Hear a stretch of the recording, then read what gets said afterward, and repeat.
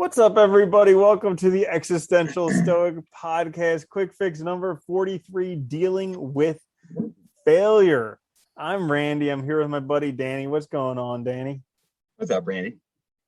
Yeah, so today we're talking about dealing with failure because, everybody's going to fail at some point in their life and nobody wants to be a failure. So we're going to talk about how to deal with it. Yeah, isn't that funny? Nobody wants to be a failure, and we all will invariably fail. And I think it's a funny thing because we always say that, but there's I think being a failure is very different from just failing here and there, I think right? nowadays, especially, there's a big hubbub about failures. I mean, I'm almost to the point where who the heck cares about failure anymore? It doesn't But matter. It that doesn't being matter at said, all. Yeah. we're gonna kick a dead horse or beat a dead Yes. horse, do whatever. We're gonna talk We'll about kick it dealing too. with failure. Yeah, right.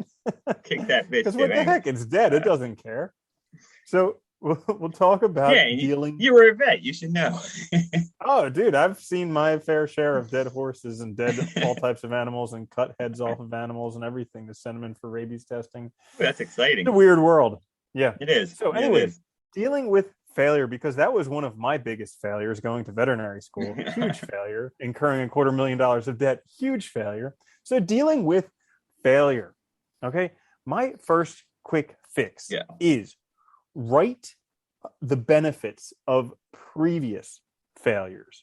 So this has kind of two keys in it. So first, writing it down, because I actually heard that by writing down previous traumatic events, it actually helps you process it and you're able to deal with stuff like that in the future a lot better. So that's the first part of it. But also it lets you see the seed of the benefit in that failure. So like I said, for instance, for me, going to veterinary school, incurring $250,000 of debt was a huge failure. However, the seed, the benefit that came out of that was financial education and actually learning how to build businesses so that I could help pay off that $250,000 of debt. So that type of thing.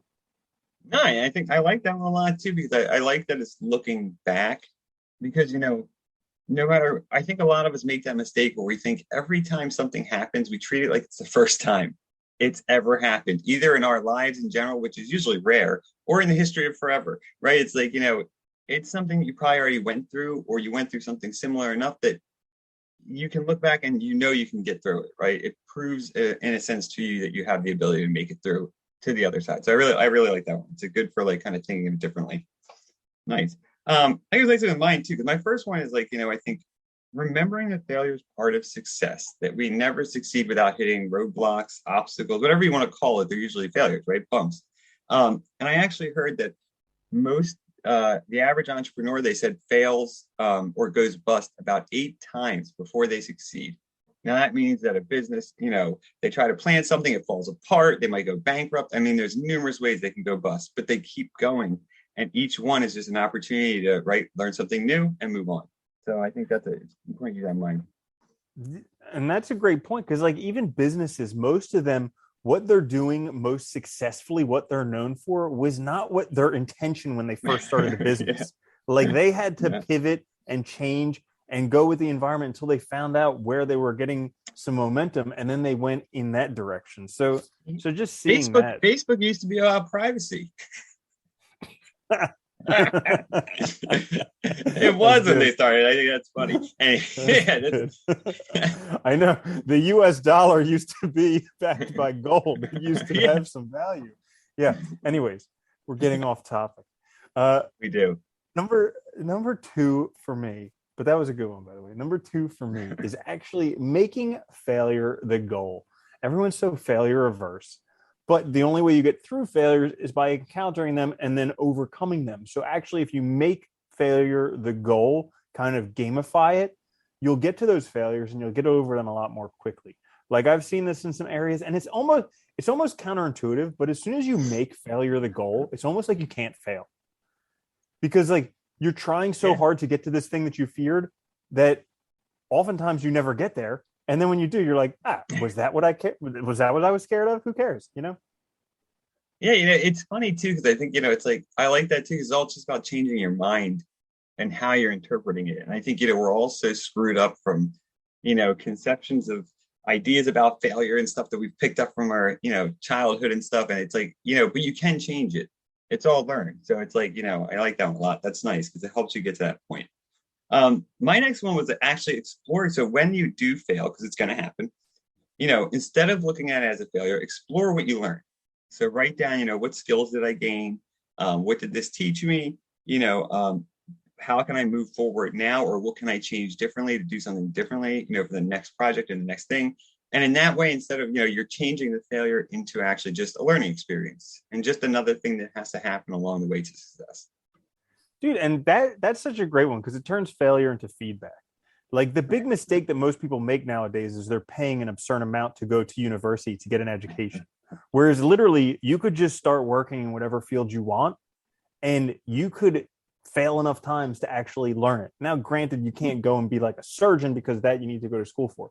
But like most things that people want to do, you could learn on the job. So like changing that you do anyway into feedback.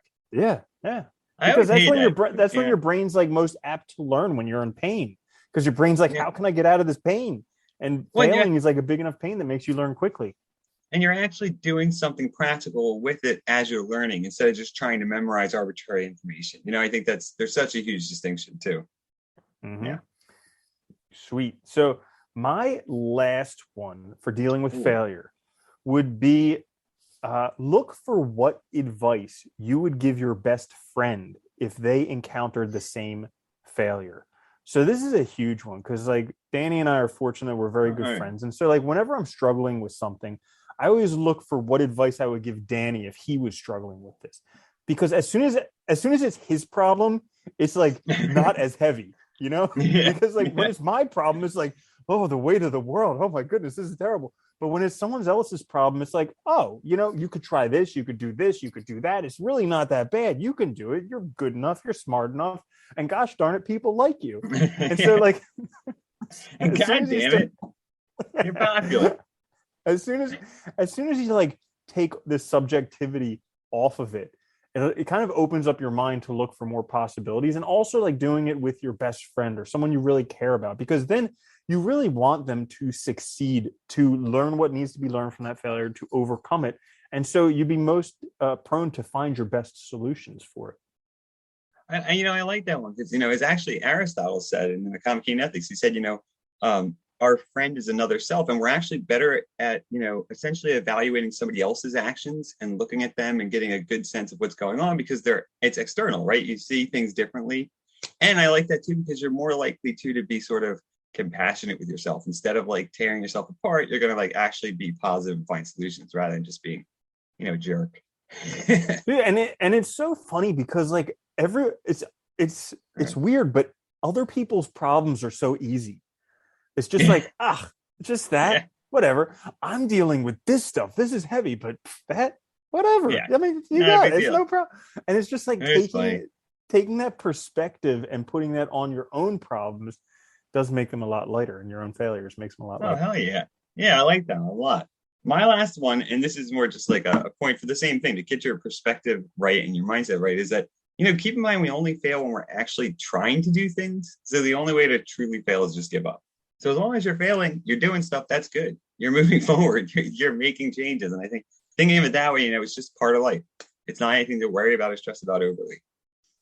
Dude, and like we're always becoming something new. Like as soon as we stop moving forward, we just get depressed and all this stuff. So like it's basically like the process of life where we get one goal, and then as soon as we get that one, we want the next one and the next one. It's just part of life.